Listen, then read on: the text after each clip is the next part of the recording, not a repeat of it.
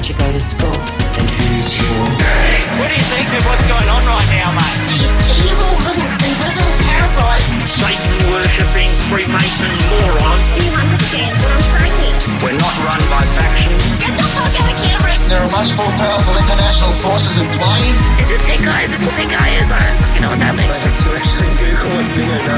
Please go outside and look at the me quickly. It's been crazy, guys, but guess what? It's how it is, mate. Mate, because I want to do you slowly. But I ain't spending any time on it.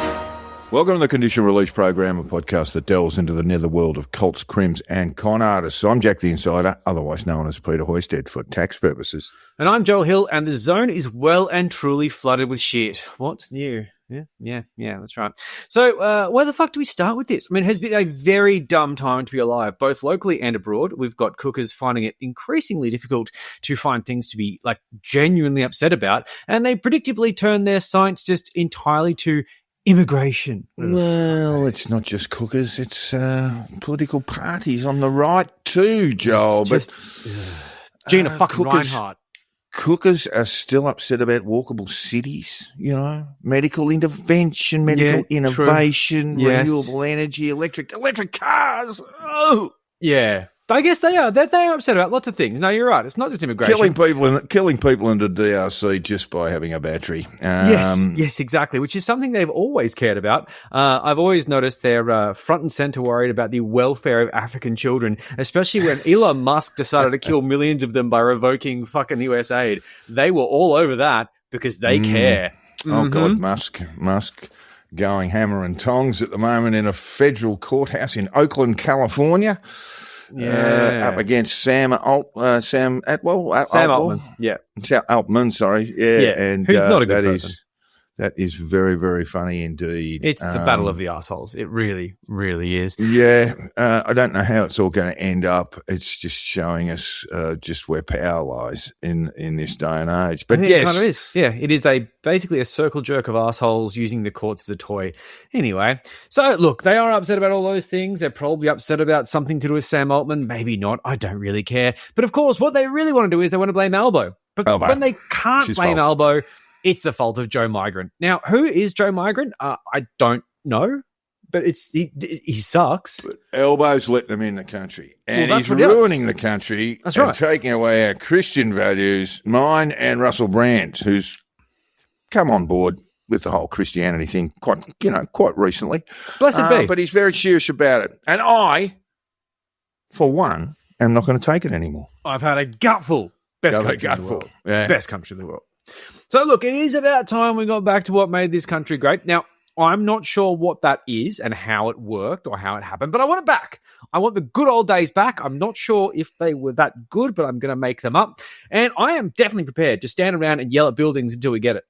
Yes. All day long. So you're doing God's work there, Joel, which is our work, you know. Yes. We're very close to God, of course, because apparently we are a Christian nation, according to Captain Cookerchella in Canberra. Great. It's even mentioned in the Constitution. That God, not the other ones. Mm-hmm. Yeah, well, maybe in the fucking Wayne Glue version, but not in mine, friend. Okay, so there is a nod to the almighty God at the start, but that could be bloody anyone, mate. That could be talking about us. And Section 116 sets out that the separation of church and the state quite clearly restricts the imposition of religious observance, among other things, which basically cements our position, which has been reinforced by the High Court several times, as a secular nation. So you can stick your Christo-fascism up your fucking ass, you idiot. It's not in the Constitution. Eat my dick. My God. Shut up, So people. reluctant was the High Court to get involved in religious matters that they declared, because they felt they had no other course of action but to declare Scientology a church. Yeah, that's why it's called Church of Scientology. Look, it's a fun one. It's one of those things. It's just one of the vagaries of law. But anyway, yeah, look, fucking keep your hands up. Christo-fascism up your ass is exactly where it belongs. But there's one thing you should not stick up your ass, and that's a tin of CB beer, fellas. That's right. You can give it a try. I would recommend lube. Yeah, well, look, see, I'm just going to put it this way, right? So a lot of craft breweries have taken a shortcut by making your tin smaller.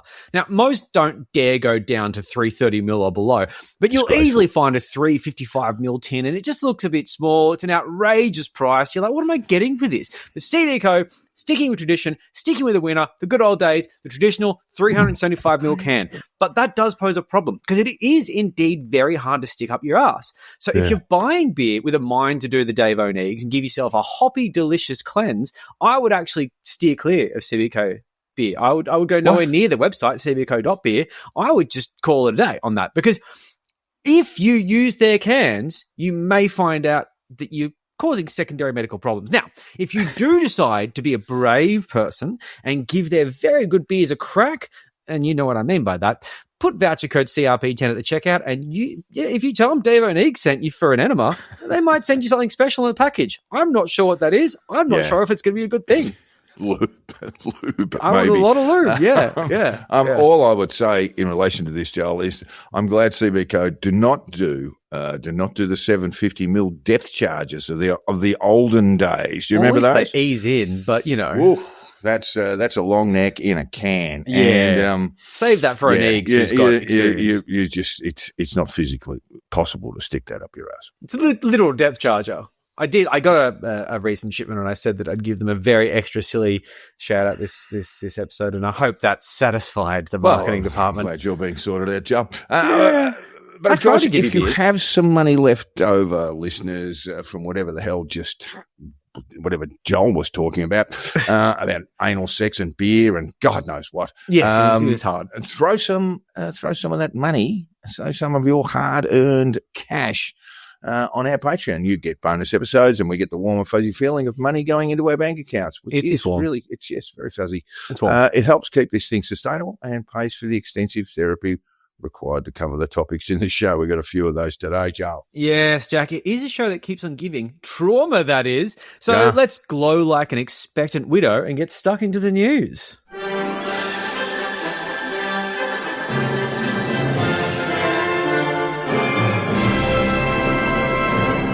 Well, you've got a rant to do, Joel. You're very feisty today. I am slightly upset. So, yes, look, I have been very busy with various things like law school and work and blah, blah, blah. But I do enjoy sitting down and doing a mindless social media doom scroll, and I'm starting to dislike it.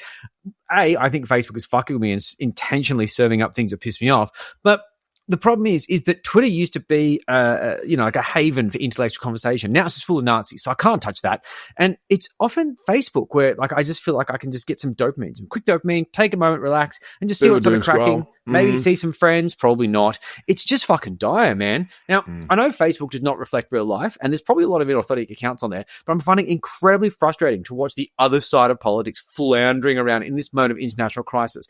And yes, I am going to quickly talk about the petrol prices because it's pissing me fucking off. They're low. I mean, last time I checked, the price at the pump is hovering around what it was before the war. I had to shop around to get $1.75. On average, 6 cents a litre higher. Fucking what? There's a war in Iran and we're paying 6 cents extra.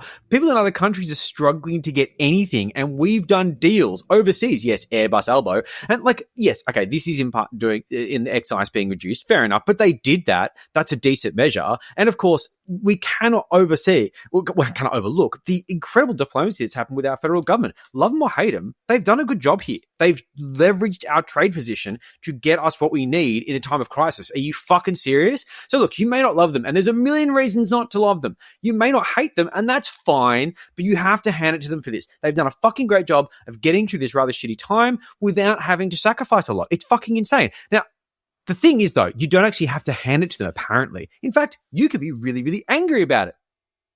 Yeah, well, look, we could say that they've been good for now. I mean, and these are matters that are outside the hands of the Australian government. Yes. Largely. I mean, the real impact of this war is yet to be felt. The real economic impact of the Straits closure. Certainly around the supply of fertiliser around the world. I mean, there are crops to go in India over the next month or so. Crops going in the Mekong Delta, one of their food bowls of the world. They are being reported as, fertiliser is scarce in Vietnam. And again, one of those great food bowls of the world will not have the crop yields that it had a year or two ago. And that means that, there's a very, very strong likelihood that if this is not cleared up pronto, that we will sort of lead to some form of global famine. Of course, that's going to affect all we'll feel in Australia is prices shooting up. Yeah, there'll be increased prices. I wouldn't say shooting. I'd say Australia provides about twice what its population can eat. The rest of it's exported, of course. Yeah. So, we will find things go up. We will find crop yields go down. We will find, and this is around the world, we will find that people who are vulnerable now are in deep, deep trouble. Oh, yeah. And that's all because, and it's not this Australian government's fault, but the US government, it's their fault because Benjamin Netanyahu was able to convince Donald Trump in his second iteration. It's something Netanyahu had been trying to do since Bill Clinton's presidency, was brushed off by everyone, including Trump in his first term. Yeah, well, he had smart people around him. Bad shit is coming to the world, and it will leak from economic data into the real, in terms of starvation and possible famine. It really is a shit show. So we are living almost in a sort of bit of a fool's paradise at the moment because these big things are going to bite very, very soon. But I must say, this is the thing that frustrates me, and I get what you're saying, and I totally agree with it. We're going to see famine, but we're not going to feel it. We might feel increased prices because there'll be international markets that are vying for our food that we create as a result of us having better conditions than they have. And that is its own issues because then prices will go up. But things like famine and stuff like that, we're not destroying the country. Albo's not destroying the country. And that's what all you see on social media is this idea that this country's being destroyed. And there's no reason for it. There's no basis for it at all. It's fucking insane. Certainly the government's been very keen to keep inflation down, but just on the March figures alone, it's likely, certainly various forecasters are predicting a sort of 1.5 leap in the inflation rate just from March, and that's pretty much just on petrol. And we have such a dumb system where it's like, oh, there's inflation, let's increase interest rates because that's what orthodox economics says. And that's not smart. That's the other side of this too. It's not smart. How does the Reserve Bank respond to these things? You would like to think, though, they will. It's such a heavy-handed way of dealing with inflation. It's a dumb way of doing it. That you'd like to think they might let a few things pass, but we may well have inflation up around. Heading towards double digits by the end of the year. Oh, if that happens, that's another story. Yeah. And it is all everyone's talking about in the United States. Just cost of living and cost of living is just, it slays governments. It just does. Well, it should slay the fucking one in the US, but if it costs capital in Australia, despite the fact ballot. He's not on the ballot. He's got the midterms, but he's not on the ballot. Well, yeah, but the Republicans are going to get destroyed, and they've gerrymandered the shit out of the country based on the idea they're not going to get completely destroyed. Oh, well, the Dems have come back and done their own version of gerrymandering as well. So, but Republican gerrymandering assumes that you're going to maintain a certain margin. And if you, as Hakeem Jeffries said, the House Minority Leader, they fucked around. That is, the Republicans. They fucked around and found out in regard to gerrymandering. Yeah, it's relating to what happened in Texas. It's going to turn out terribly. But look, when it comes to this sort of like Facebook fucking like bogan, possibly inauthentic account thing going on, like. We don't see people whinging about Trump, which would be a fair thing to be. He's the one to blame. Netanyahu, fair enough, although there's probably a lot of people doing that in their own sort of special kind of way. But, like, this is just weird. Like, there's this ridiculous thing going around the right-wing fucking Facebook sphere that Albo is somehow burning all this fuel flying to Malaysia to secure millions of litres of fuel. Like, what are you talking about? It's a business class seat. You know what politics is, Joel. I mean, you know that these people are fucking idiots. Those on the right, you've got those on the centre left in government. Those on the right are going to try and make it look like Albo's to blame for everything. That's just their mission. But it's embarrassing. You just have to accept that. Every now and then when there's a crisis... Oh, it's as dumb as dog shit. I know we've forgotten how to do this, but every now and then when there's a crisis, the country comes together and they say, you know what? We want to secure petrol contracts and we're all going to get behind that. And we can't do that. Since Bondi, it's like nothing is bipartisan anymore. It's fucking embarrassing. I'm sick of this shit. Well, I mean, we had Angus Taylor talking about, creating refineries in Australia. He's talking outside of his arse. They must think we're stupid because We are. It was Angus Taylor was a member of the government that shut the last two down and sent all our reserves to Texas. And who the fuck's going to pay for shitty quality fuel that comes out of the fucking Bass Strait that is refined by union workers that aren't just fucking slaves? Well, there's from nothing. The fucking There's no oil. There's no oil Asia. on the Bass Strait. There's no oil. There's Well, no wherever oil they're to be going to found. find it, it's going to be shit. We've already tapped out the good stuff. It's fucking insane to think that we're going to have cheap, high quality fuel coming from local refineries and drilling. It's fucking dumb. And all these countries will he's still just saying whinge that when it happens. we should have refineries, and we are refining essentially imported oil. I mean, Yeah. a lot of our diesel at the moment is coming from North America. Yeah. Not just the United States, but Canada. Yeah. And he's saying, look, let's have some refineries. But wait a minute. While you were in government, while you were in cabinet, you oversaw a decision to kill off our last two refineries. And really, I don't blame you for doing that because it's there a are these basic super economic decision. refineries in Thailand, in Singapore. Whenever you fly into Singapore Airport, Changi Airport, you'll fly over these massive refineries, Fucking huge, yeah. and this is what the oil companies want, economies of scale, all that sort of thing. And There's also, no point a in place- running these tiny little refineries. Rivers that you can poison without getting in trouble as well. Let's face it. There's a lot of externalities that come with refineries that we're not really talking about. But we're not talking about the actual picture. We're just making shit up to be upset about because all there is fucking partisan whinging these days. I'm very frustrated with it. Anyway. Yeah. Oh, the whole business of the national. I mean, look, even if we go back to World War II, Joel, do we actually believe that we were as one, fighting against the Japanese and the Germans? Yeah. And it just wasn't like that. There were strikes. There was biffo. There was Yeah, constant yeah. complaints about rationing, Rationing and particularly stuff like that, fuel yeah. rationing and what have you. I don't blame them. It would have sucked. Still.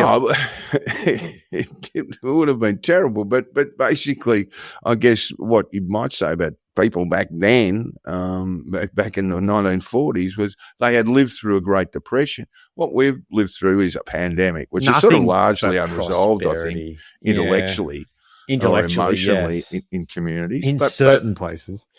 in certain places, that's right. Well, we've never really moved. I just don't think we've actually reconciled. There's just so much bullshit being spoken about vaccines and all this sort of stuff that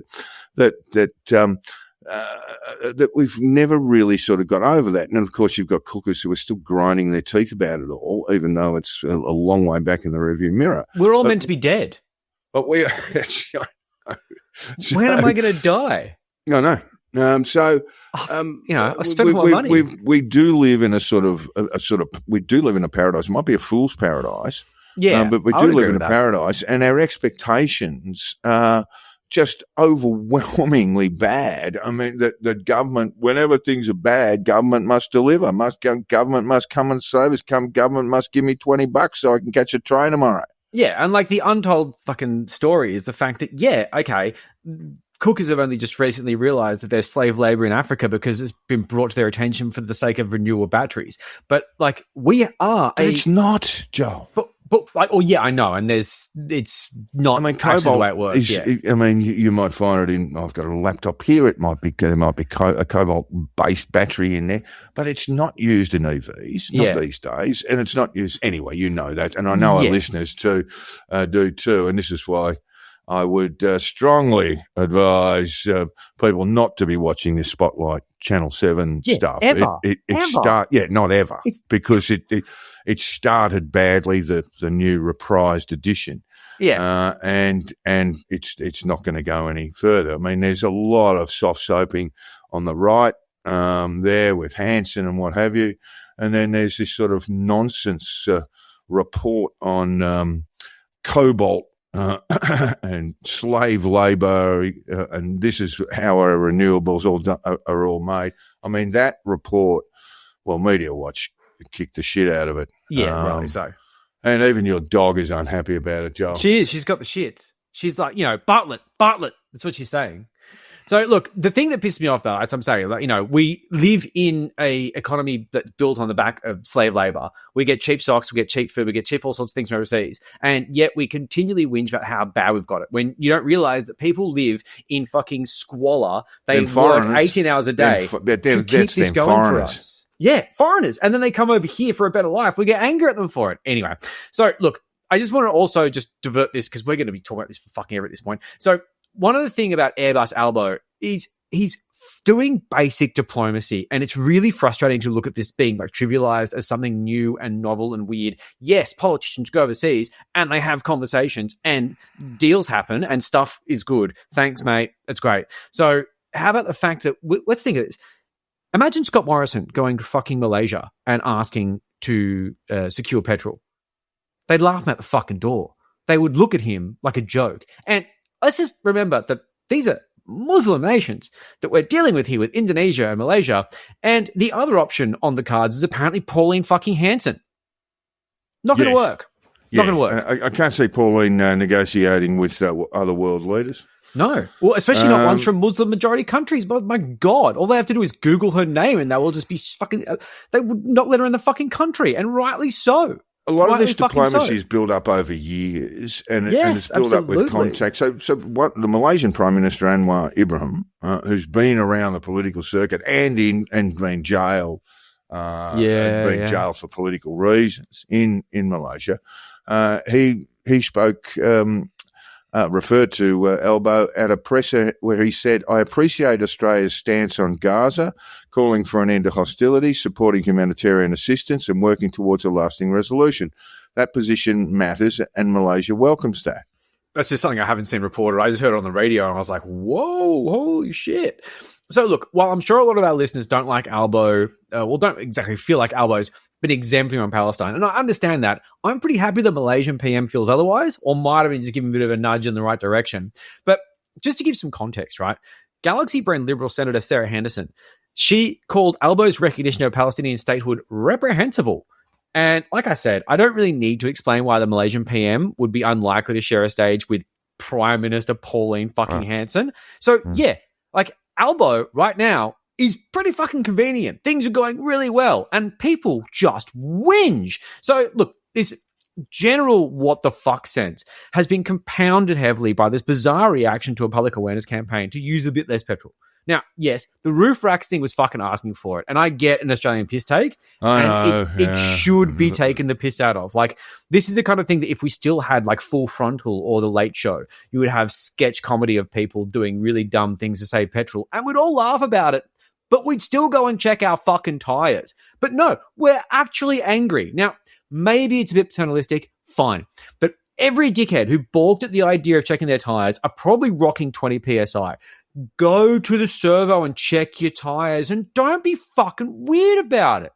And this reminds me entirely, give me fucking PTSD of the pandemic, because we ask people to make sacrifices, and the ones who beat their chests and call themselves patriots are the first ones to spit the dummy then, the first ones to spit the dummy now. They're all shitting their pants for the idea of just basic civil duties. Basic. So fucking basic. Wear a mask to shops.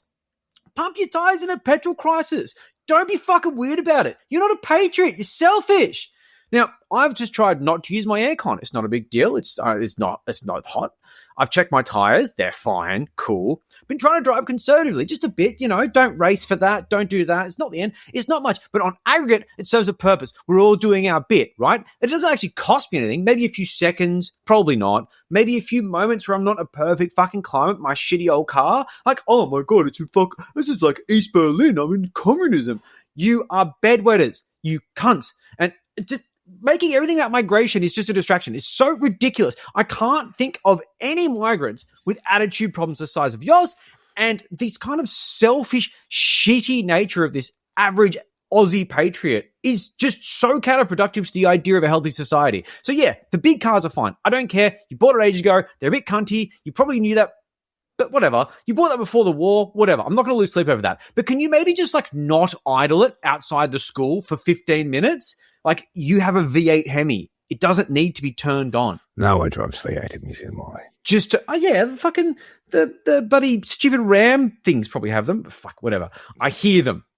So look, I just saying, like the lack of civic duty that I've seen from this. Yes, PTSD from the pandemic, but B, get fucked, you It's cunts. going to get worse before it gets a lot better, worse, isn't it? is all I can say. But I would suggest our listeners turn to the Israeli newspaper Haaretz, where they have been telling stories of IDF whistleblowers amid accusations of what I can only describe as appalling human rights abuses in Gaza. Interesting. Should we leave maybe some links in the human show notes or something? shields, sexual torture, really, really bad stuff.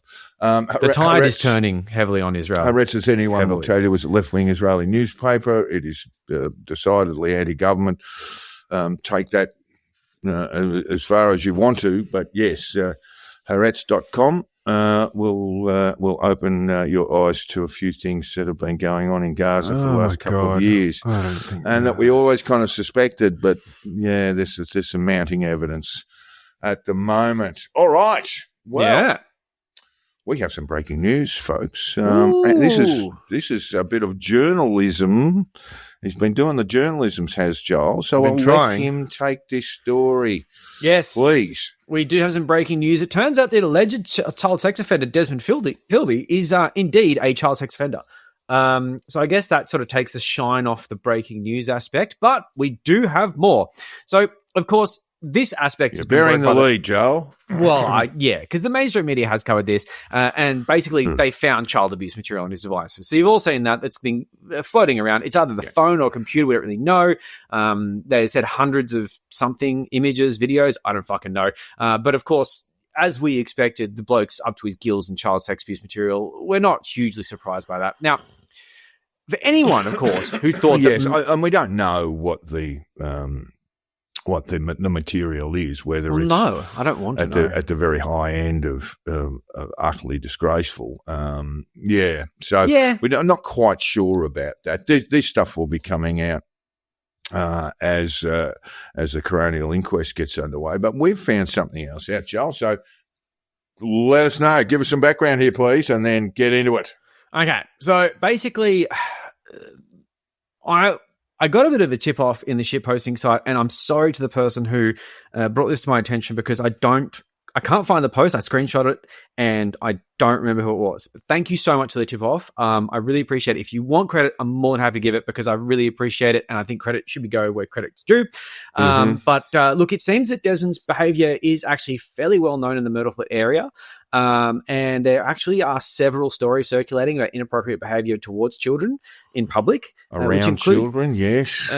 This includes a series of incidents that we previously mentioned in passing, which is regarding this screenshot, which was on a news story, about Desmond's behaviour at the Myrtleford public swimming pool. Now, I tried to message someone, the person who made the post, and I had no luck, and that's fair enough. You know, these Facebook messages that get screened, that sort of stuff. But I finally got a response today when I put a little bit of a nudge message in, and I managed to catch up with this Myrtleford local who further explained how Desmond was known to be a bit problematic around kids. Now, I'm going to get you to read these. Yes. These are messages from this person who I'm not going to assign a gender. These are contemporaneous notes that Joel took at the time. These are quotes. While he was speaking. Yeah, so these are this is what they messaged quotes. Yeah. My preteen daughter at that stage, about 6 years back now, and her friends told me one time they went as a group to the pool after school. This is a Myrtleford local pool. They had to keep swimming away from him. They knew who he was as they went to school with his kids. They had to keep swimming away from him in the main pool as he would put his goggles on and just stay underwater watching them. Another time I took all my kids there and we saw him. We didn't even enter and went to the river instead. I was talking to the lifeguards not a week after, and they told me he was finally banned for life at the Myrtleford local pool as he didn't listen to the lifeguards telling him numerous times to cut his behaviour out, which was making everyone feel uneasy. Us locals, unfortunately, didn't realise how bad he was until that stage. We knew he had the ick about him when you were in his presence. Always an odd, wacky character that just made you feel something wasn't right about him. And also, my only other interaction with him was maybe 12 years ago when the Myrtleford Library had a school activity on. He was there with two of his kids, if I remember correctly, and I had 2 of mine. At first, I thought he was a very confident, quirky dad, but was a little too hands-on trying to help kids out with activities that weren't his own.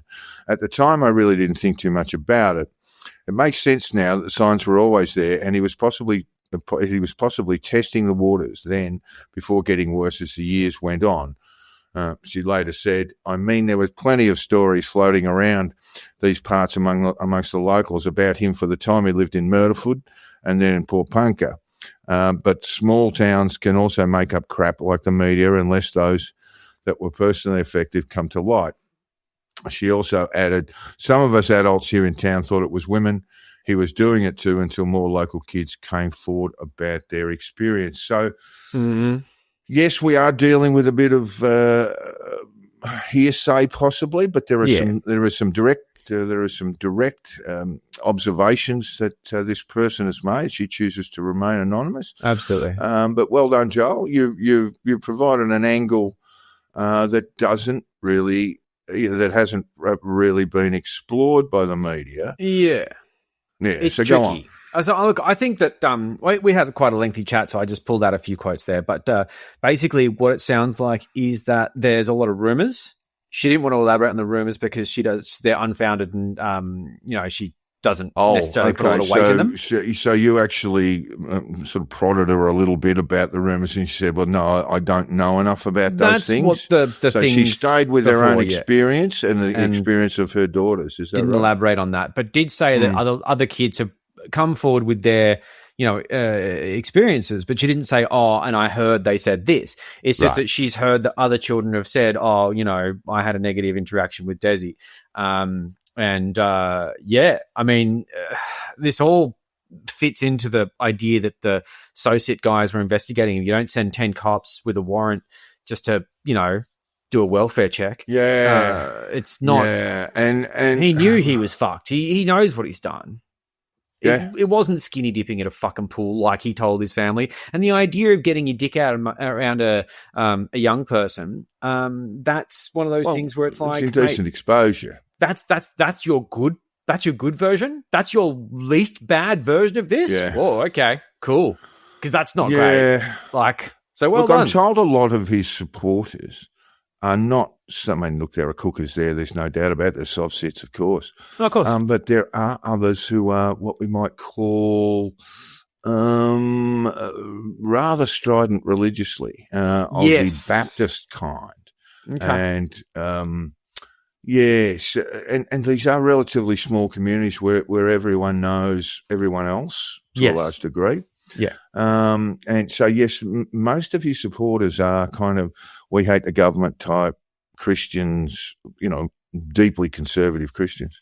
Yeah, from a certain pocket of town. But also, like, you had those dickheads on YouTube going through the shipping container and saying, that they needed to go and get their drone. Their drone shouldn't have been flying around a fucking crime scene anyway. And then, saying, I don't think the media is telling us everything. And I haven't looked through. They've made a podcast and things. And it's all about how they've got the exclusive scoop on the story and how everything else is wrong. And, Desi's being stitched up. Well, and you can go fuck yourselves. But, these people are not smart. But they want attention. And they're getting it. They do, and obviously you've got more serious journalists who have been there. I mean, yes, I am boosting my own place. I thought our coverage, the Australians' coverage of it was good of the shooting there was great. We are basically running off the smell of an oily rag because it's media these days, right? And the rivers of gold. And have so up. we really had 3 journalists on that entire job, and they put drones up in the air. They were able to survey and provide evidence about the way Desmond. What are we calling him? We're calling him Philby. We're not calling him Freeman. Yeah, fuck him. He's Philby. Yeah, fuck. Well, he's not a free man anymore. No, he's a dead man. He's a dead pedo. And provided all that coverage. Look, there's not much more to see than we've already seen. There is a coronial inquest. We know that Desmond Freeman was about to be arrested. What a fairly serious child sex abuse, over the possession of child sex abuse material. Also, an historical matter, which we believe relates to him being naked around a young person, Possibly more than once. a child. Yeah, and it may have happened more than once, but this was not in a swimming pool. This was in some of the pools around Mount Beauty. Yeah, and I mean, he might be a naturist. And, we don't kink shame on this show, but if there are kids around, you put your clothes back on, man. I spend 90% of my life naked, and I feel fucking oppressed by the fact that my neighbors have kids because I have to put my pants on when I go outside, and that shits me. But you know what? I put pants on when I go outside. You know why? Because kids live next door. Like, it's just a no-brainer. Like, it's just... It is. I'm not going to... Well, it's... naturist I'm not this talking shit. about you in the backyard necessarily, but if you're in a public place like a watering hole somewhere, and you are naked and there are children there, what you are doing is committing an act of indecent exposure. Well, yeah, in my last place, there was no kids next door. I had my dick out in the backyard all the time. I didn't care. Yeah, well, I mean, I just use my less discretion. Less we know about that, the better, I think, Joel. Yeah, look, I live a certain way. I like it. So look, yeah, that's the general skinny on that. And, when it comes down to the whole defense of him, this whole idolization of him, this whole Ned Kelly shit, I think a lot of people aren't going to go quiet. A lot of the sort of post I saw today with the ABC article saying, they did find child sex abuse material in his devices. Oh, all the cougars are going to go quiet. No, they're not.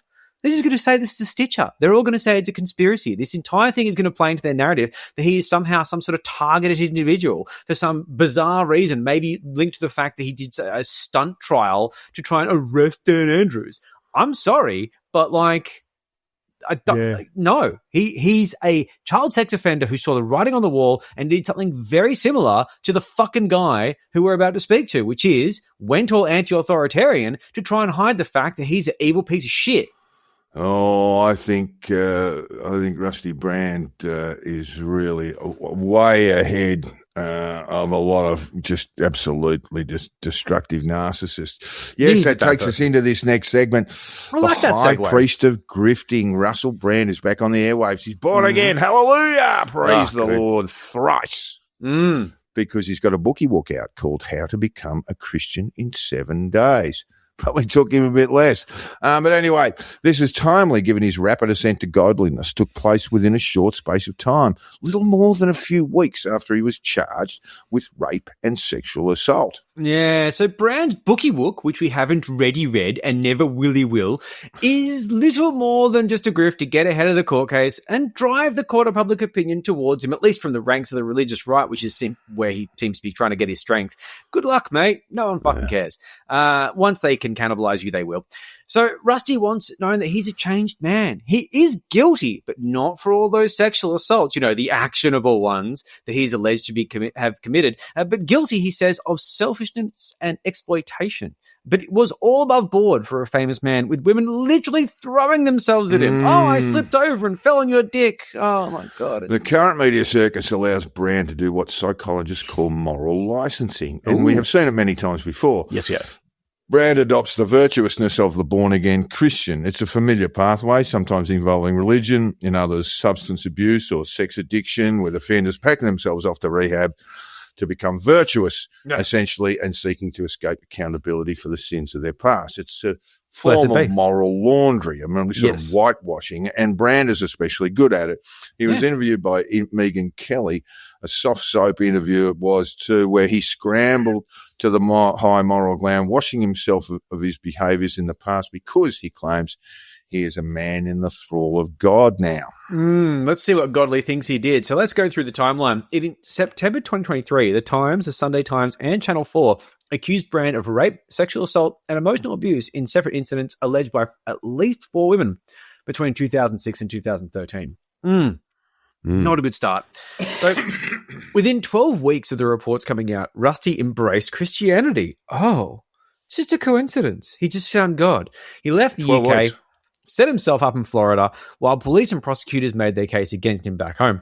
And in April 2024, Rusty was baptized in the Thames by a piss-filled Christian grifter who, I've just learned today, survivalist skills are apparently mostly made-up bullshit. Bear Grylls. He likes a nice comfy bed in the hotel room, does Bear Grylls. Because you were saying grifter, and I'm like, Bear Grylls is not a grifter. And I look at him like, oh my God, Bear Grylls is a grifter. Bear Grylls is a Total fucking grifter. He's full of shit.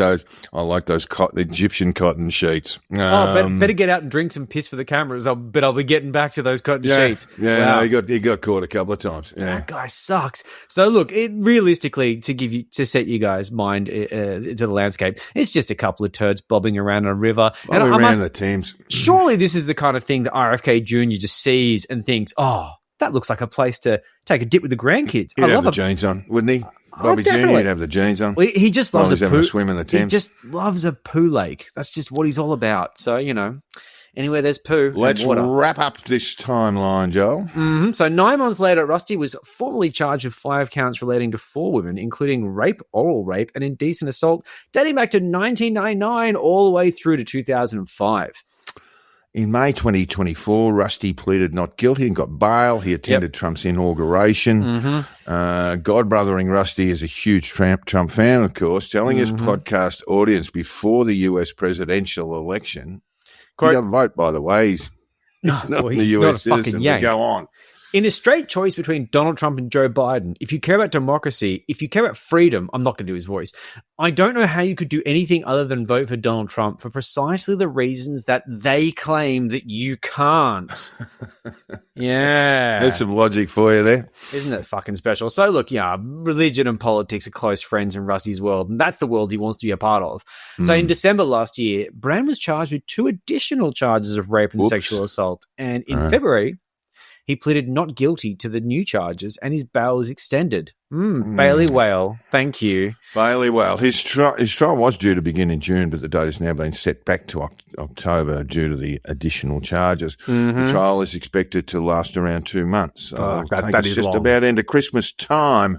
Yeah. Rusty appeared on Piers Morgan's Uncensored show. I don't know if you've seen it, Joel. It was just fucking hilarious. He started off by saying, "Do you mind? We're two British men. Do you mind if we pray?" And just put the head down, and Piers Morgan, it's just eyes like, starting everywhere. Go, what do I do? I tell you what now, Piers, you say, no, you can't pray now. No. It's not an appropriate time. You are here to do a television interview. Do it after the show, you fucking weirdo. Do you mind if I pray? Pray to yourself. What a grifter. Anyway, Piers just sat there looking a bit awkward for a while. Naturally, Rusty had a Bible with him, and Piers asked him if it's the same Bible Rusty took to court when he pleaded not guilty of the additional charges in December last year. Rusty confirmed that it is the very same Bible. And when Piers asked him for his favourite passage in the Bible, Rusty spent the next 2 minutes in silence, flipping the pages and searching for the verse from the Old Testament chapter of Isaiah. Oh, my God. And maybe Rusty is not quite the theologist we had imagined. Maybe. And after the interview, he claimed he found the correct verse, and it is more moral licensing.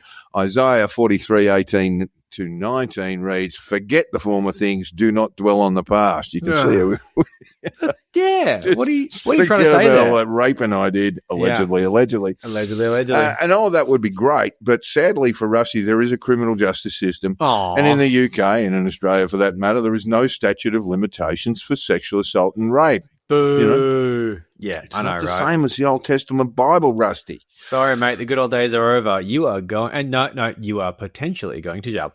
So it is worth remembering what Brand is being alleged to have done. Just one of the alleged victims was then a 16-year-old girl, a girl he referred to as the child.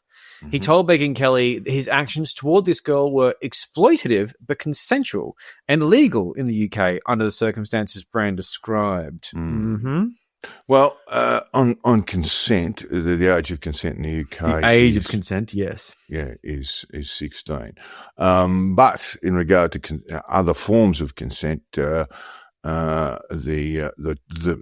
woman now, who was then a 16-year-old girl, has another view. Yes. And it is supported by text exchange between her and Brand in the aftermath of the alleged offence.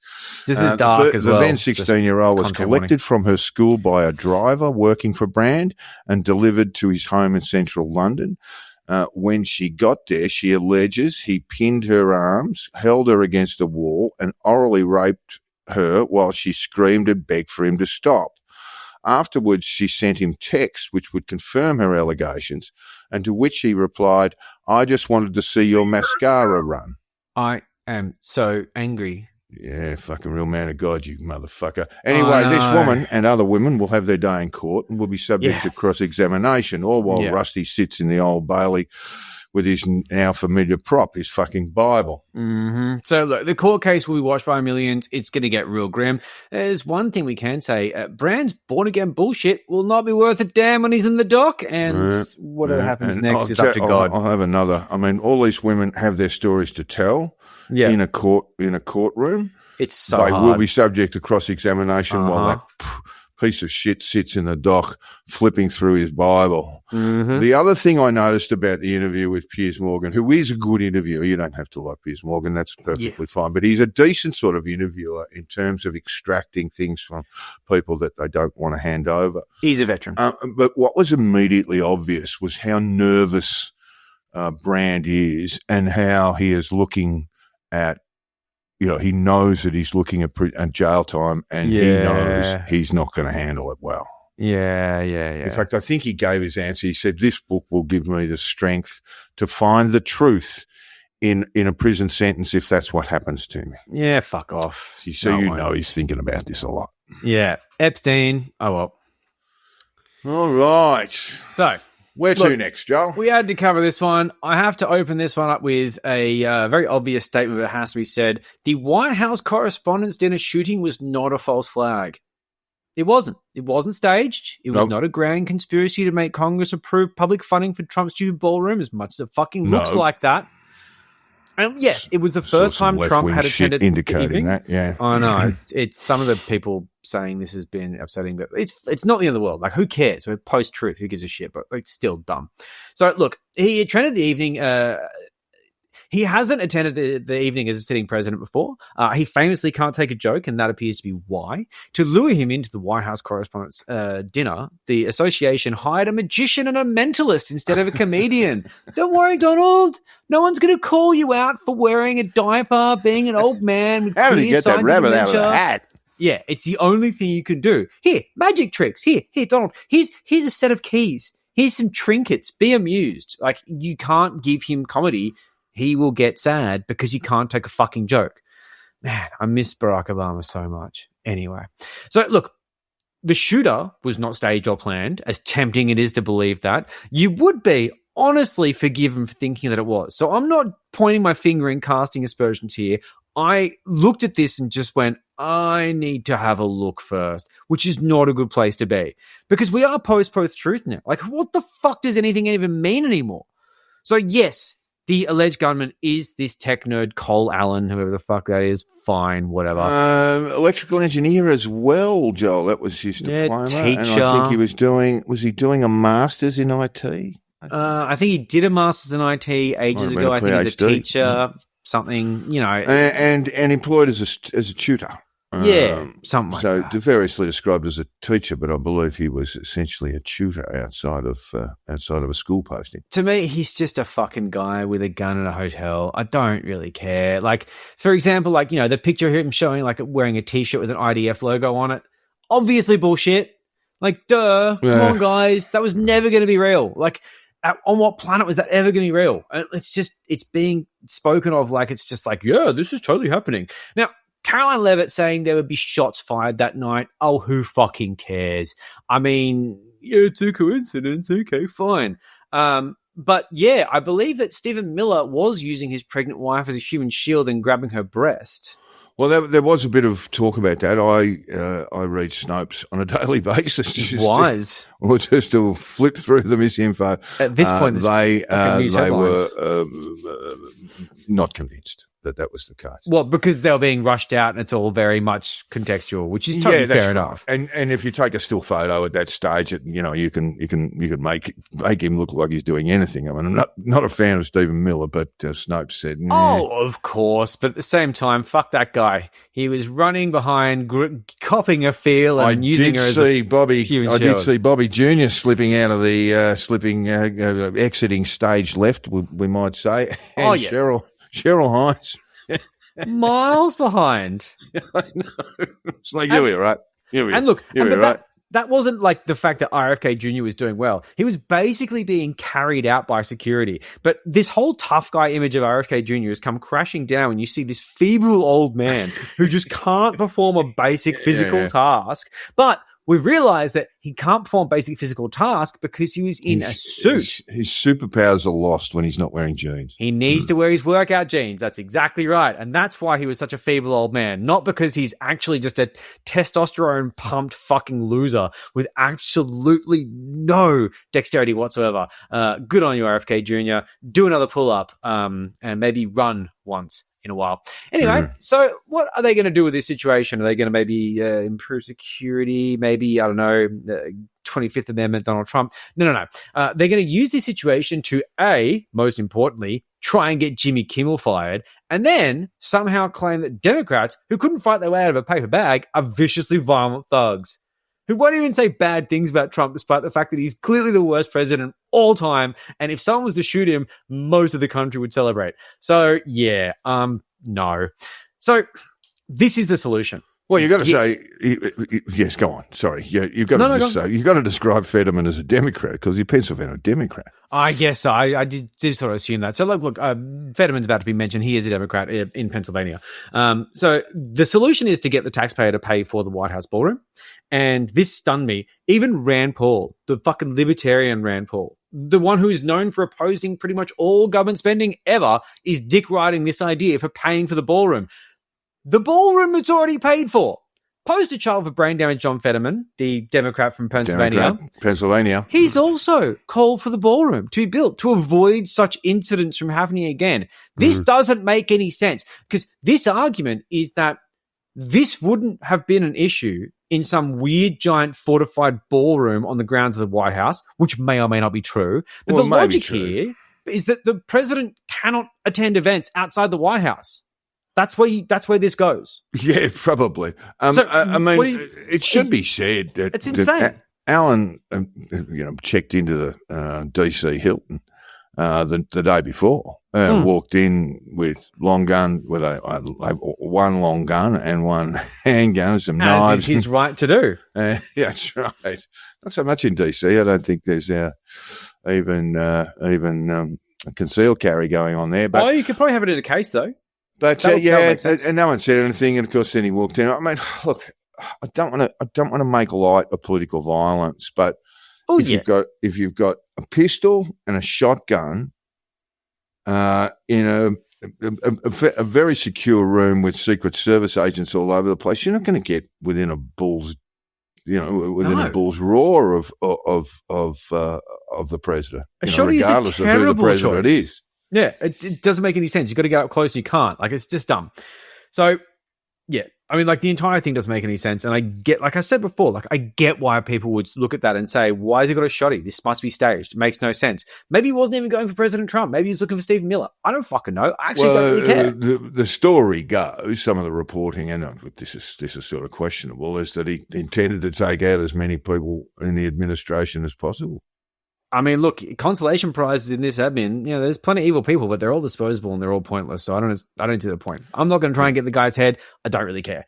But I must say, I'm finding this whole ballroom argument when he just goes and waves at people at UFC events with 30,000 people and lacks security. I mean, get fucked.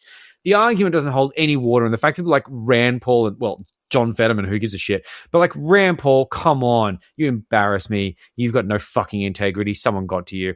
So this is the thing that's really pissing me off. The ballroom is privately funded. So Trump has already raised the money to build it. It's put into a trust, the Trust for National Mall. He can't really keep the money. There's this whole Rube Goldberg thing where they're taking administration fee, but he can't really keep it. He can kind of choose what's done He with can do it. whatever he likes, Joe.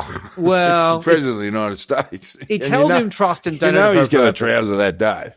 It's technically illegal, but yeah, I mean, it is true. Again, Joe. Yeah, I know. I laugh in your face about that. That's fair. With That is some of the rorts fair. he's been on. Look, he'll either trouser it or give it back to the donors. It's just in that situation, it's like clear cut actionable. And it's a civil thing, not criminal, so it doesn't really go with his immunity. But anyway, you're probably right. But look, the idea that he just takes the excess money and just makes an actual gold statue of himself, like just solid gold, would not surprise me in any fucking way, shape, or form. But I have to ask, will they include the diaper bulge in his pants in the gold statue, or will they just sort of airbrush that part of his derriere out? Yes, it'll not only need to be airbrushed, Joel, it will need to be disinfected. Yes, yeah. So I would say they'll probably omit that. Otherwise, that someone's detail. going to get a nasty case of cholera. Yes, and so they should. Yeah, I did see a little clip, and this is apropos of not much else. It's other than Trump's weirdness. Bring it in. When he was on the podium with, I'm trying to think of the name of the soccer side. They just won the tournament, and there he was, and he was handing out the trophy and stuff. And there's the captain wanting to raise the cup, and he just said, he's just looking at Trump, going, "Can you Why are leave, you here?" please? Yeah. This is our time, And Trump, he wouldn't leave. There was too much applause. Fucking hell. That was very, very funny and really deeply weird. And then I think he said something along the lines he was going to keep the cup. It's like, this is mine now. Crikey, I watch a fair bit of SBS. What are we on, about 6 weeks, 7 weeks now before the World Cup starts? Oh, God. And Iran's not going, even though they're qualified. But it's going to be really interesting to see how well they handle it. Most of all, perhaps one of the big problems is that the Mexican, I think there are 3 games scheduled to be played in a Mexican city that I can't think of the name of right now, but it was subject to sort of cartel attack about a month ago. Oh, so I don't know, the security will be like there. Yeah, so it's going to be America on show, and we'll see how it goes. I mean, FIFA is very good at whitewashing any sort of bad publicity. So They'll have to it'll work probably pretty go hard. off like a song for at least until it's all over, and people go, "Oh, look at all those horrible things that happened." Yeah. Look, I'm wondering how many people are going to get left at the fucking border because they said something nasty about Trump on Twitter, but we'll see how we go. Anyway, so what's this shit about Jimmy Kimmel? Oh, well, look, obviously Jimmy has actually called, James Comey's been charged. Yeah, that was another thing I noticed in the side of my eye. Putting out seashells that went 86-47. Now 86 is, I think it's either police code or just street patois for kill or murder, and 47 obviously being 47th POTUS. So, like, what it is basically to refuse service, throw someone out. So, like, if you're in a situation where, like, you're in a pub or a nightclub, someone says 86 that guy, you get rid of them. Right. Now, you can extend so it doesn't this necessarily to kill. mean that's very. Yeah, but look, the charges won't proceed. I saw Cash No, Patel. it's just to make him pay for a defense. This is legal bullying. Yeah, that's right. Yeah, and it's Cash lawfare. Patel was there, and he was straight up saying now, James Comey did plot. I think he said used the word plot to kill the president. He's a fucking idiot. Well, It's we just already knew that. embarrassing. But yeah, I mean, anyway, so we'll get back to Kimmel. It's he of course made a joke 3 days. 3 days. Before the press correspondence dinner, where he said, "Our First Lady, Melania, is here. Look at Melania, so beautiful. Mrs. Trump, you have a glow like an expectant widow." Not a bad joke. Which, yeah, I don't think it's terribly funny. That's But fine. obviously, she was trying to say, she was trying to say it's a very roast joke about the fact that the president's almost 80. I think he turns 80 in November or December. And she's younger than I am. He added, it was not by any stretch of the definition a call to assassination, and they know that. I've been very vocal for many years, speaking out against gun violence in particular. And he said, I agree that hateful and violent rhetoric is something we should reject. I think a great place to start to dial that back is having a conversation with your husband about it. Something about destroying civilizations, that sort of stuff. Also, stuff about Democrats, Antifa terrorists, civilian infrastructure, that kind of thing. Everyone that disagrees with me should be basically shot in the street. Yeah, don't know about that. Yeah, of course, this has led to Trump and the idiots who pandered to him trying to get Kimmel fired again and penalising Disney, the owners of the network ABC, for saying mean things about the Trumpster. I got your FCC chairman dickhead being, oh, take the fucking license. The usual shit. We're so bored. And this idea, like these defenders of the First Amendment, these free speech fuckheads, they go missing anytime this happens. They're just like, best keep quiet. First Amendment? Hey, let's just scratch that. Blatant government censorship. It's just normal now. And like, if you say mean things about Trump, he will come after you. He will use the power of government to punish you, which is exactly what the First Amendment forbids. It is textbook. And the First Amendment just becomes a matter for the courts, which is expensive and painful to go through. But look, let's just go back to how dumb all of this is, which is when Dana White was asked about his experience, the UFC guy and Marga Fuckknuckle, he said of the experience of the White House Correspondents' Dinner, tables getting flipped over, guys running in with guns, and they were screaming, get down. I didn't get down. It was fucking awesome. I literally took every minute of it in. It was a pretty crazy, unique experience. Yeah.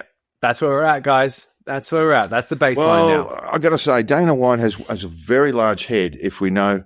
I mean, you would call him a sniper's dream. You would call him a sniper's dream. Just pop. Well, we're living in a idiocracy. Hopefully we can get back from this, but it is so hard to imagine. It's a long road back, mate. It's a long road back. Yeah. Cows have fucking masks on.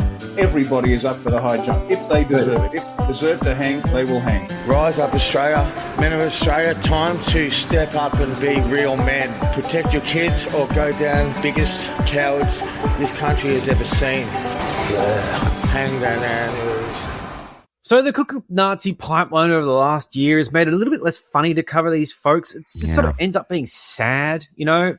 Many of the funniest people have left the movement. Yeah, pathetic, exactly. Like the ones that they've left, they seem sort of desperate and weird. They got nothing else to do. They had no sort of family or jobs. It's funny, but in like a sort of UK Office David Brent kind of way, where you cringy, just funny, cringy, yeah. But my God, they have not been idle recently. No. Fucking hell.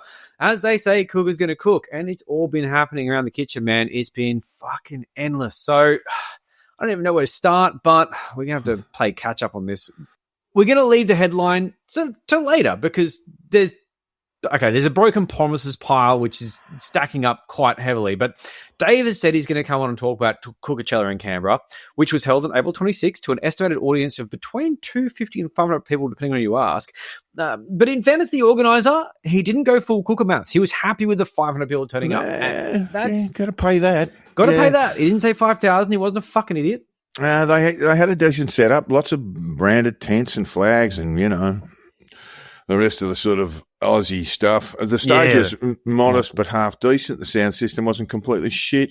That's an upgrade. Where the money is coming from is not part of their transparency policy, though. Of course, never is. We are assured it's donations from good old Aussie battlers. Diggers! Just you and me, mate. Just you and me. Protecting freedom. Good. Thanks. But I'm sure he would tell us if he was getting cash from a few aligned interests, right? Of course. Of course they would. Wouldn't they declare it? Anyway, of course they would. These events used to be much funnier with a cacophony of insane shit like Expose the 28, which includes Richie Bano. Come on, guys. Leave fucking Richie alone. And bizarre claims about nanobots in vaccines. But now it's just, that is funny, really. But now it's just a boring bogan bullshit about ending mass immigration, whatever the fuck that means. It's nebulous as fuck. So look, the organizer is some weird dickhead named Shallow Chow. You all probably know him better than I do. It's a very strange name to give yourself. He sort of volunteered that. That was him. Like he went on Twitter and went, I'm going to call myself Shallow Chow. And then it catch on with, I'm going to keep calling myself Shallow Chow. Like, what? Okay, good on you, man. You're not profound, are you, Chow? No, like my Crunchy Moses thing's from when I was like 12, and I don't call myself that. Anyway, it's fine. So look, he's seeking attention under the creatively titled organisation, the Australian Lobby Group. Ooh. Now, if you are wondering what that is, I'm going to tell you right now, it is, and this is in their words, it's a lobby group for Australians. For Australians, mate, dinky die. You were surprised Fair by dinkum that. Australians. You were expecting me to say something different, but that's what I said. I thought lobby groups were hated by cookers. It's a negative connotation. That's the thing that baffles me about this. It's like we're taking the lobby group back. Now, apparently one of the guys involved is a lobbyist, so maybe that person has like some sort of K Street brain they can't get rid of. Well, but they have to register. Yeah, I found it very difficult to reconcile how it's a good thing to be a lobby group. But I think it's that thing of like, no, we're taking it back, mate. We're a lobby group for Australians. We're sick of special interests. We're the special interests. Australians are special interests. As long as they agree with me on everything, the Australians are special interest. Anyway. So look, I don't want to spend too much time on this because there's just a bunch of fucking bogans trying to get attention. Yeah. They're like elites, mate. Until Gina Reinhardt gives you a jet and then everything's fine, right? Get fucked. I don't think it's a jet. It's a plane. It's an aeroplane. And you're not allowed to call it an aeroplane anymore, according to the Sydney Morning Herald. It has to be called a plane or a jet, but not an aeroplane. But a plane is apparently a thing that you use to shave wood, so I don't understand anything. Look, it's a small flying device. It's worth over $1 million that we're meant to be okay with. This is clearly bribery from the mineral sector that a whole bunch of idiots are too fucking okay with. Yeah. Anyway. Hey, let's vote for lower wages. Yeah, I know, right? Oh, if we're lucky, we'll get $2 a day, like the Africans that fucking Jen Reinhardt quoted many years ago. She meant that. She wasn't kidding. So alongside this shallow Chow character is that fuckwit from the Two Worlds Collide podcast. And honestly, just clown. Just cunts. He's just decided he's going to make as much mileage out of the BRS trial as he possibly can. They'll glom onto anything. Like, yeah. From what I've seen of the guy, he has no politics. He has no beliefs. He's basically Charlie Kirk in a sort of like, I will just say whatever people will give me money to say. And it's pretty fucking embarrassing. I just, no integrity, nothing at all. Good luck to you, mate. Hope you get extensions on the house, you fuckhead. So the rally did get a few high-profile politicians alongside the usual fucking gutter trash. And there was Pauline Hanson, Matt Canavan. Not at the same time, presumably. Well, I don't imagine they were giving each other hand jobs. A group of 500 Australians. I mean, it's, Pauline doesn't get out of bed for under a couple of thousand. Well, apparently she's got a private jet to fly to these things without much of a worry, or a private plane, not a private aeroplane though. And look, I'm going to give them credit again. There were no Nazis on the podium. No Nazis appear to be involved in the production of this rally. So a small mercy. I don't think the Overton window for what is okay should be, were there Nazis involved? Oh, okay, don't worry about it then. But I feel like that's kind of where we're floating around with the right now. So it just is what it is. But I must say, I did find this quite fucking bizarre, where Chow was proudly strutting around Parliament House on the lawns with a T-shirt. Was he shouting at the building? No, I think he was shouting mostly away from the building, but that's neither here nor there. He will go back to shouting at buildings if he needs to. He might have been confused about, that big building with the enormous, what we call it, stand with the flag on there. Yeah, it's a flag. That might not be the Parliament. That could be ABC. We'll just shout generally. It's both the same thing. I mean, like that's where Question Time comes from, the ABC. So it's basically It's all sides of the same triangle, the Illuminati triangle. But he was walking around Parliament House lawns with a T-shirt that had an Australian flag on it that said, "Try burning this one." Yeah, okay, mate. Try burning. Well, petrol's a bit dear, so I'm not gonna. So we're just hoping the natural rayon fibres. Yeah, with a cigarette lighter. He didn't spring for the cotton. It's just such a weird idea that, like, this guy in his weird AI-soaked brain, the idea that every blue-haired leftist is just setting Australian flags on fire left, right, and centre. And, they'll set a flag on fire and then they'll look at him with his Patriots T-shirt and think, you're fucking next. No. What galaxy are you thinking that someone's going to come and set you on fire because you're wearing a fucking Australian flag? There's no galaxy in which that's normal, but your brain thinks that's normal and is like fighting back against something that doesn't exist. Chow, get off the internet. Close the lobby group. Stop talking to your weird two worlds collide guy. He's not Register good the for lobby you. group and then leave the lobby group. Walk the fuck away. That's my advice to you before your brain is too late. Because I'm not sure if you bought that from Temu or you made it yourself. And either of those options are really fucking embarrassing. Anyway.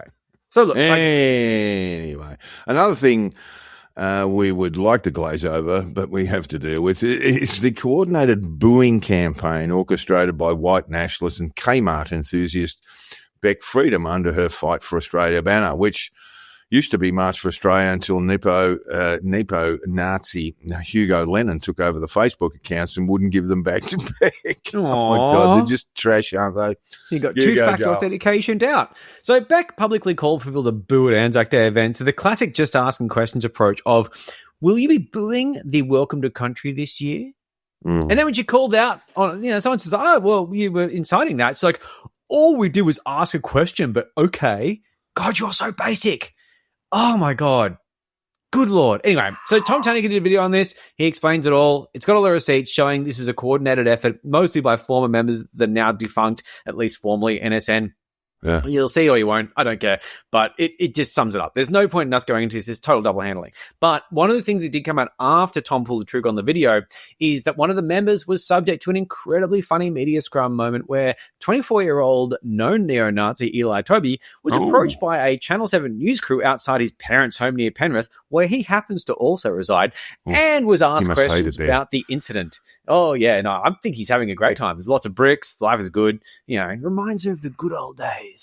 Not Lots that he of was them there immigrants for them. out there, though. Immigrants, I knew it was them. I love when these people live in Fairfield. You're like, why are you here? Why? Just move to the Central Coast, bro. It's not that expensive.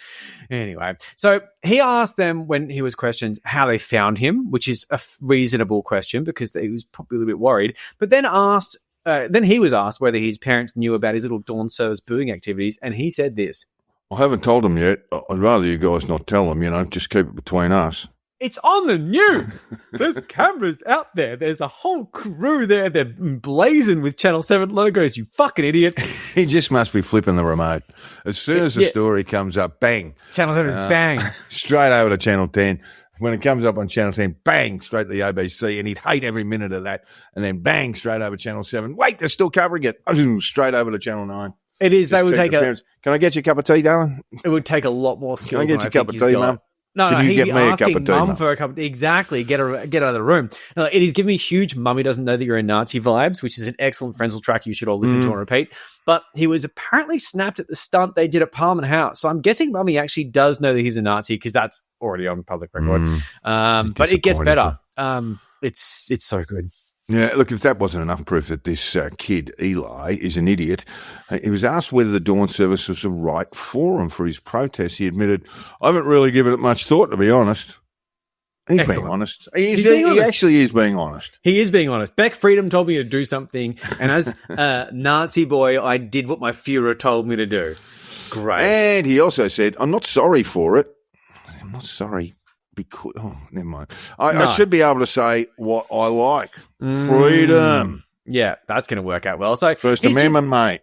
Yeah, exactly. Yeah, I actually pulled that card when I was in school in about year 9, and a teacher gave me a big speech on how we have no free speech in Australia, and it was really valuable. Actually, taught me a lot. I appreciate that. I was like, "What about free speech?" She's like, "We don't have free speech here, son." I'm like, "What?" It's like, "Well, you see," and I was like, here's a fucking lecture. It was good. So he's due to appear in court in June where he will end up facing some kind of nuisance charge. I don't really know. I tried to find it. I don't care. It's aggravated by the fact that he custodial sentence over. It'll be something to do with being near something and doing something stupid. But I just imagine that it will not go that well if he runs to the defense. I should be able to say what I like. And I must say, unless he qualifies for legal aid, he looks very unemployed. I don't think, by the sounds of things, his parents are going to be super keen to buy him a lawyer. So, good luck to you, champ. Good luck. Can I just jump in here and say that Uncle Ray Minicon was was leading the Welcome to Country, or gave the Welcome to Country at Martin Place, where there was quite a lot of booing. Uncle Ray is a former member of the ADF. Yep. He has, I think, a brother and uncles who have served in combat for Australia. I presume Vietnam War and possibly even World War II. And he got booed. He got booed. Why did he get booed? It's the colour of his skin, you see. Yeah. Don't welcome me to my fucking country. It's just Nazis. And, of course, the crowd turned to these people. But this is the thing. Like, basically, Tom Tanuki has the video. It's like 20 minutes long, and it's good. It details everything. It will be massive double handling for us to go through it all. But one of the things that I must say is that if you're watching Tom's video, you'll see that there is an Anzac Day nipple tattoo. You did send me and that. I sent you that. It was distinctly unpleasant. Before the thing. And also, I made light of the excellent top post on it, which was Breast We Forget. Excellent work. It was very good. I just saw that pop my feed and just thought, oh, man, I have to have that. That is very, Breast very We good. Forget. That is a cover line. That is a cover line for the sorts of magazines I used to be involved in. And it should have, as a strap underneath it, I'll never be the same. Yeah, because that's what they say. With a couple of exclamation marks afterwards. We still need to do the black label thing of your days as a pornographer. Oh, we can do that. We can do that this week. Yeah, I don't mind. I hope so. Let's do it. So now, moving on. Well, look, of course, we have finally had the full face reveal from David Guru Graham, who had been doing his show with his camera turned off because of the enormous tumour on his melon. Well, if you really want to see it, it's on the sit roasting site. It's not pleasant. It's unpleasant. Yeah, look, we don't really know what happened there. Like, it looks like there was surgical intervention. I'm no doctor.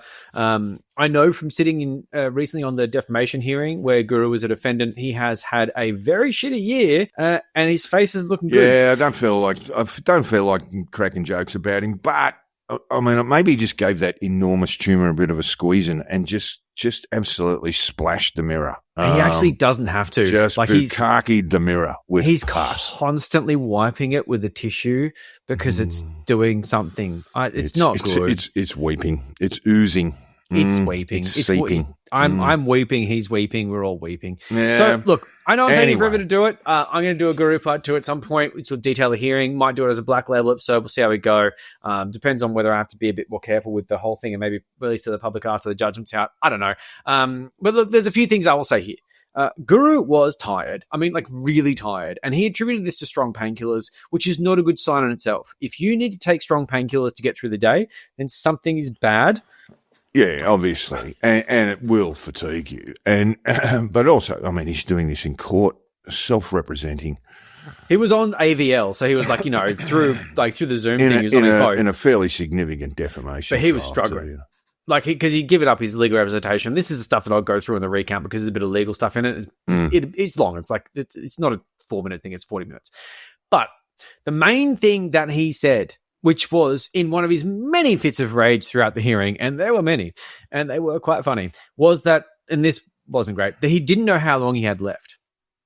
Now, I believe he said none something... of us do, to be honest, Joe. Well, I know, and that's like one of the things that sort of gets me on this. I'm like, yeah, but like, what does he really mean?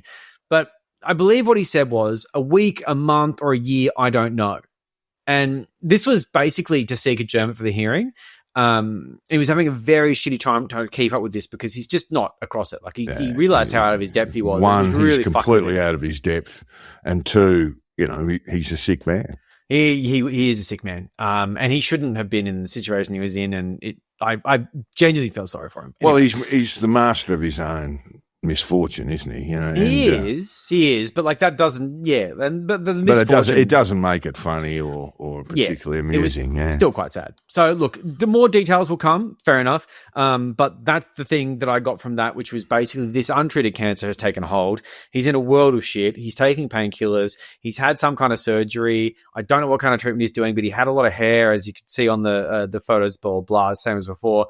It is deeply unfortunate that what appeared to be quite a treatable issue, if he just went to a doctor, it'd be gone. He'd just have, like a little fucking bump on his lip, probably curable with some plastic surgery. I don't know. Now it sounds like we obviously don't know. But it's like he just put it off until the growth on his face just became unbearable. I'd say he refused he'd be to get unable treatment. to eat or struggle to eat, struggle to talk, struggle to smile. I don't know what he's doing for food. The whole thing's a fucking mess. Is he really gaunt? Is he really gaunt and looks thin? He's looking thin. Not like to the point where I'm like Tom Hanks in Philadelphia, but like it's not great. Yeah. So look, I do think that he's past the point of no return, and I wouldn't be making long-term plans with him. So yeah, that's that. No 3-year diaries. No handing out 3-year diaries for the guru. No, take that out of his Christmas stocking. It is basically a spit in the face. But who knows? Maybe he was just bullshitting to get an adjournment. I just don't think so. It sounded pretty fucking genuine. Doesn't sound right. Man, well, look, that's a bit fucked, and we're not going to make too many jokes about it. He's, of course, an idiot, and he is an idiot, yes. And of the highest caliber. But I wouldn't wish that on anybody, whether I like them or dislike them. Yeah, you got experience with it. It's bad. Alrighty. We fired you. We sacked you. We dismissed you as what? As garbage, because that's all you are. You're a criminal. You're a traitor. And you're going to the biggest barbecue in history. So from Christmas dinner to you are the dinner. Thank you. That's what I'll go with. Subsets, as we know, sovereign citizens are a blight on the public purse, often dangerous to be around, and also very, very funny. And we give thanks for this story to regular listener and all-round champion Lucas, who lives in Tassie, where this wonderful event took place. Indeed, we now turn to the Launceston Examiner from April 16 this year. Dates, it's all time's an illusion. Yeah, it is. Yeah, it's all relative. Exactly. I'm glad you're on board. A sovereign citizen has claimed that he pleaded guilty in a 2022 Magistrates Court matter under duress, and the sentencing judge had shown bias. Only a self-set could turn a traffic. This is a traffic matter, right? Yeah. Into an absolute shit show, and here it is. Yeah, bless. So Daniel Victor Gandini, who refers to himself as Diplomat Dan, appeared in the Hobart Supreme Court on April 16, representing himself, to the surprise of no one. He was. Now, Diplomat Dan, actually, Lucas said, look, if you want to have a decent look at this guy, what do we know about him? Or is it just sort of playing with my mind? Do we know anything about Diplomat Dan?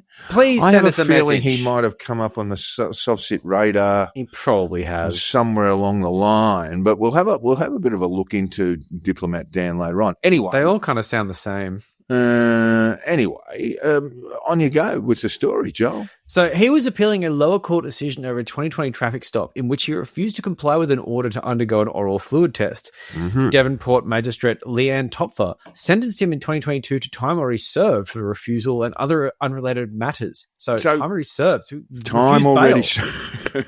Jeez. Off you go. How do you get refused bail? Go. She did disqualify him from driving for 2 years. Yes. And overall, you'd say, well, it's not a bad. Come on. Yeah, you've dodged a bullet. I've still got a couple of things outstanding, but this one, all clear. I just can't drive for a couple of years. You might want to move on. Gandini appealed. He went back for his hat, as they like to say. And Justice Robert Pierce in 2024 ordered the sentence disqualifying the appellant from driving for 2 years to be set aside. Hey, a win. A win. Life is good.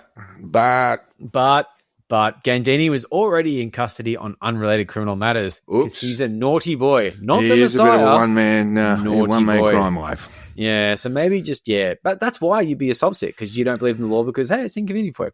So he was sentenced to more than 3 years in prison in 2024 for assaulting his then partner in 2021 and throwing acid at 4 police officers who sent to arrest him. Good. Yeah, that's where I think I remember him, Diplomat Dan, and throwing acid at 4 police officers. I do remember that story, and it was right in the middle of the pandemic, and I think we might have actually covered it in a long ago episode. That. God, look back in it. I could probably find out, really. But, So anyway, I mean, look, you reckon he'd just let the traffic matter go? Time served. You would think so. Yeah. But he's had the 2-year driving ban overturned, and he's got other more serious shit to deal with in his life. Yes. He just kept going. Well, I'm going to tell you right now that in episode 164 in Solstice for the Man, we actually did. He quoted the Vienna Convention for some reason. It's his second appearance on the show. Yeah. God bless you, son. Oh, mate, this is actually gold stuff. Anyway, so look, if you want to get some real Diplomat Dan action, go back to 164. Despite his successful 2024 Supreme Court appeal against Magistrate Topfer's decision, Gandini opted to appeal that decision because Wait a minute. he's a fucking genius. Wait a minute, Joel. He's won, He's won. but he's appealing. On a point of law, I'm sure. Well, let's read on, shall we? This isn't unique to him. He's a fucking idiot. So, however, facing the full bench of the Court of Appeal on April 16, he appeared to be surprised by his own court appearance, saying, "It would have been nice to have a notice of why I'm here." And Chief Justice Christopher Shanahan... You appealed. Sorry, go on. So, yeah, the CJ responded, "Well, you are the appellant. I'm asking you to tell the court what this appeal is about." Yeah. Why'd you appeal? Someone else did this. I swear someone else did this as well. And he was at a loss, Joel. Carry on. Because these people are addicted to counter narratives. They're fucking children. Anyway, so look, as the court session progressed, Gandini stood to speak out of turn on several occasions, because that's what they do. They speak out of turn. That's their That's entire what they thing. do. With Justice Shanahan telling him to sit down and be quiet, which is Sit down judge and be for quiet. shut the fuck up or I'll jail you. Gandini was initially unable to tell the court the grounds for his appeal, with Justice Shanahan saying he was unable to make legal sense of the appellant's arguments, which... That is a sausage standard, isn't it? You know, that's just like, look, I hear what you're saying. I know the words. I read them. Individually, those words. They are English. But when you put them together like that, they make no fucking sense, you idiots. I've even looked at Black's Legal Dictionary and I have no fucking idea what you're talking about. Yes. So this is the classic, the judge is adjourned 15 minutes to allow Gandini to prepare his case, which is basically saying, come back and tell me something, anything, for the love of God, just tell me anything. It's just something we can use, son. So he's a creative man. So on return, Gandini set out 2 grounds for appeal. That if he were to be resentenced over the 2020 traffic stop, a different magistrate should deliver the sentence. Just a minute. Let's just remind our listeners, he's had this. He's done. He's done his time. He's had his driver's disqualification overturned. But the basis of the appeal was that he would like a different magistrate to deliver the sentence that no longer exists. Which he's already served. Yeah. Ooh, excellent. Yeah. Which was overturned. Work, this. Yeah, that is very special. So he criticised Magistrate Topfer, accusing her of bias. I am asserting. That's a good legal term, isn't it? If you're that's a strong start. Bit of a backyard lawyer. I am asserting that even if it goes back to the same magistrate, she has shown bias. Bitch. She has shown no procedural fairness. Terrible. There has been no due process of law. I agree. Okay, great. So he said his plea to the he's pleading guilty in the magistrate's court. Let's also remember that he pleaded guilty in the first instance, Joe. It was made under duress. Get out of jail free card. The magistrates. It was vico actus. has put him in an arm lock.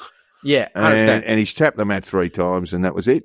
Yeah, it's completely fucking ridiculous. And the magistrate goes and reads out the facts, and I said, I don't agree to those facts. I mean, I don't agree. Well, I am guilty. I am guilty of whatever you said, but I don't agree.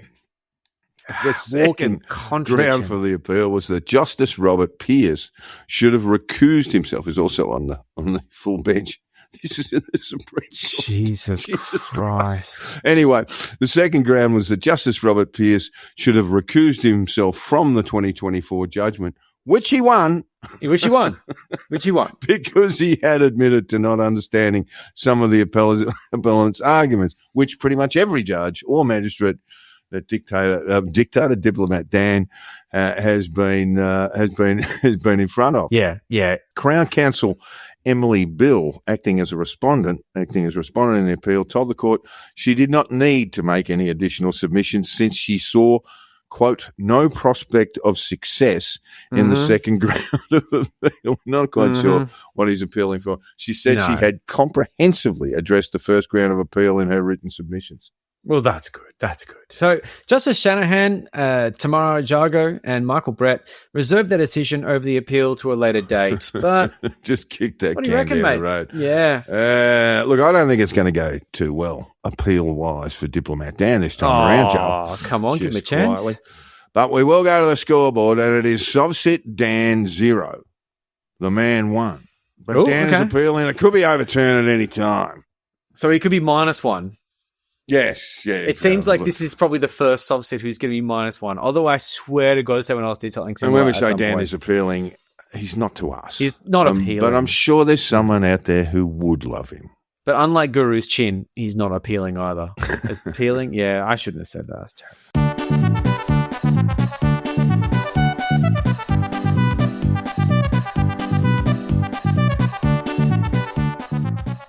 Okay, so it has been a huge week in Pete Evans. Huge. And it Huge is hasn't. back. Well, it's not really been, but it's just so depressing. Like, he's funny, but in a funniest home videos kind of way where, like, you're sort of laughing at a kid who stepped on a rake, but just as they cut away, you see there's like a spot of blood coming down, and the zany voiceover just really isn't going to make any of this okay. I've got to jump in there. A mate of mine was the EP of Australia's Funniest Home Videos for many, many years. They could not run anything where anyone was actually injured.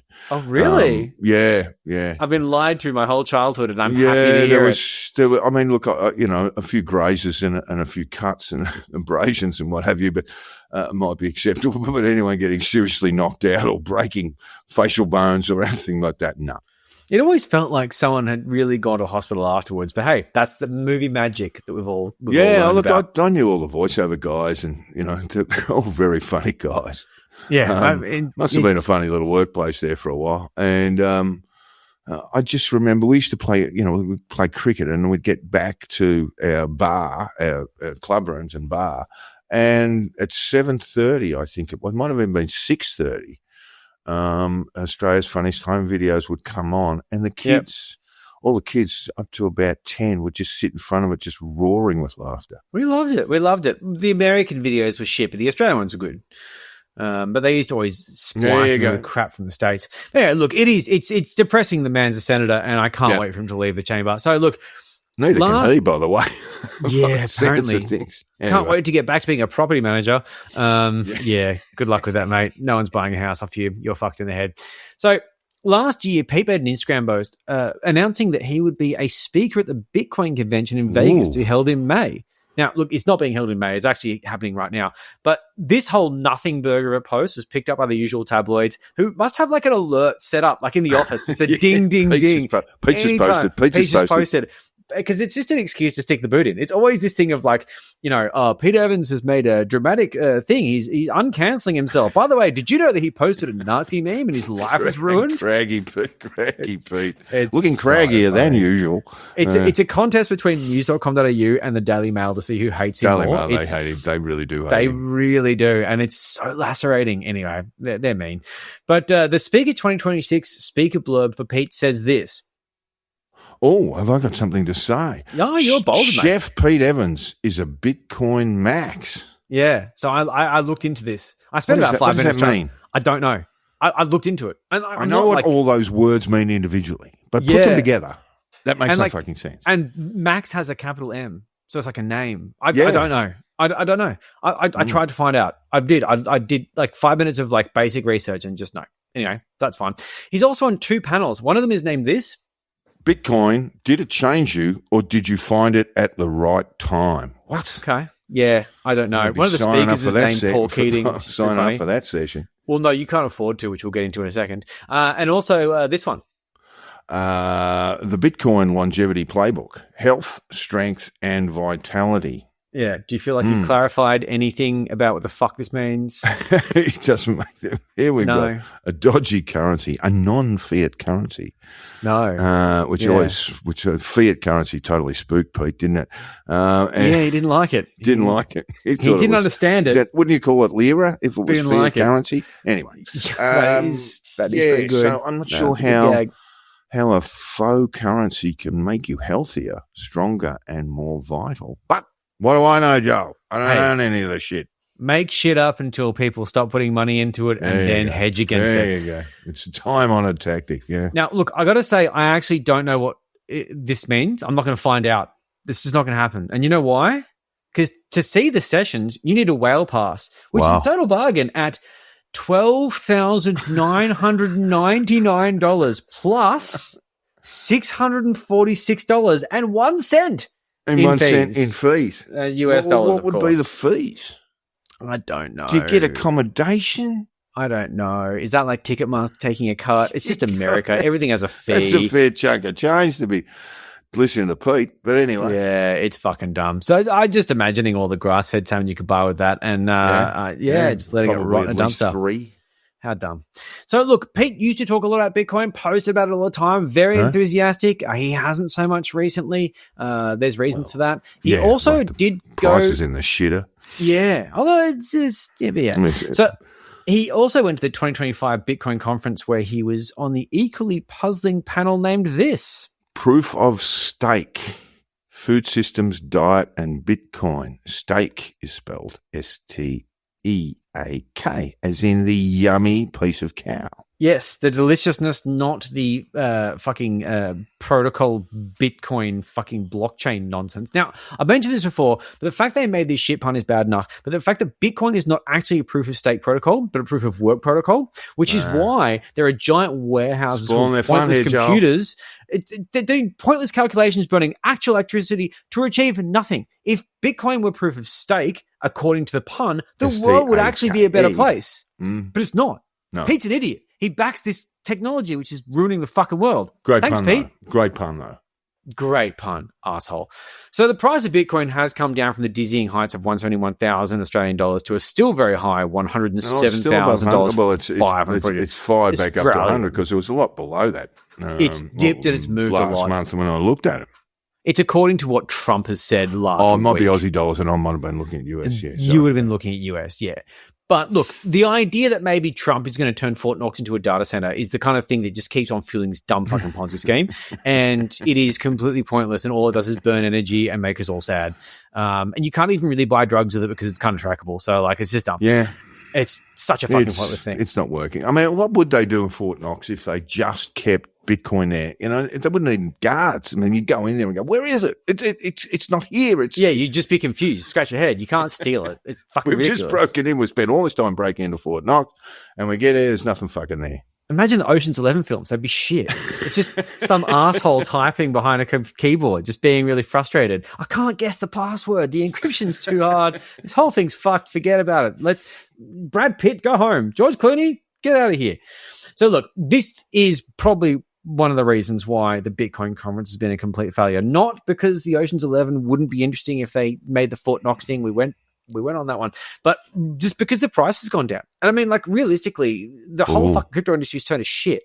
Like, never mind the fact that a ticket ranges from either $750 to almost 14,000. But let's just get where crypto is right now.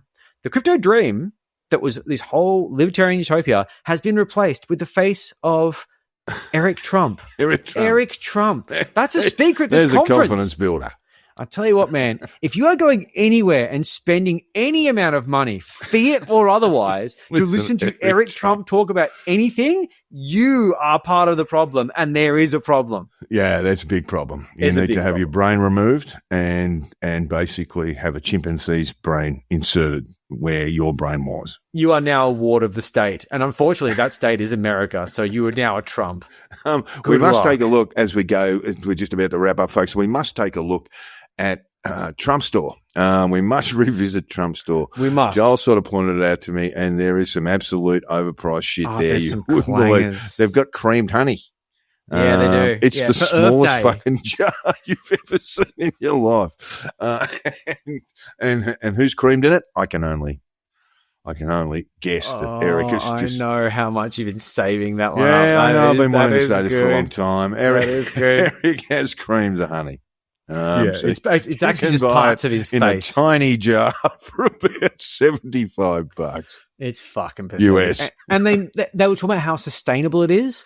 As if Trump gives a fuck about sustainability. I'm just so embarrassed by these people. If you tried to explain how honey is made to Eric, he'd probably collapse and die. When one bee loves another bee very much and they go and visit a flower. It comes from the store and he has the cream in it. Yeah. And then put it in the tiny jar and sell it for $70 US plus $25 postage and handling. Fucking pathetic. People actually buy this. And you have been listening to the Conditional Release program with your hosts, me and Joel. Yes, and you can find us on Twitter, I guess. We don't really check it. Kind of, sort check of. Check out the shitposting group. I do keep an eye out. Sending us an email on conditionalreleaseprogram@gmail.com, though. That works. that. And join the Patreon.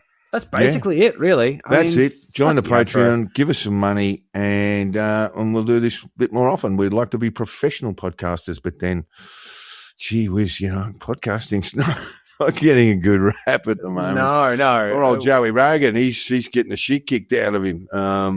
Good. Oh, God, Jesus. We need to cover that too. The Rogan has basically made a recommendation to solve or indeed reduce the sheer number of opioid overdoses in the United States. Yeah. And it's just, my buddies in the Taekwondo industry swear by it. This is great.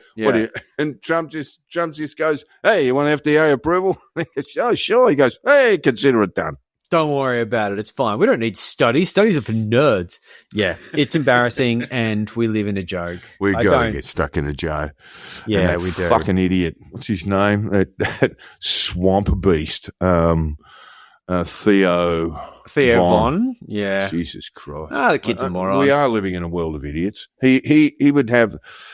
I'm going to guess. I reckon, as I've said before, I got a fucking toaster oven that'd be smarter than Theo. And millions of people are listening to that toaster oven and getting their advice right. Incredible.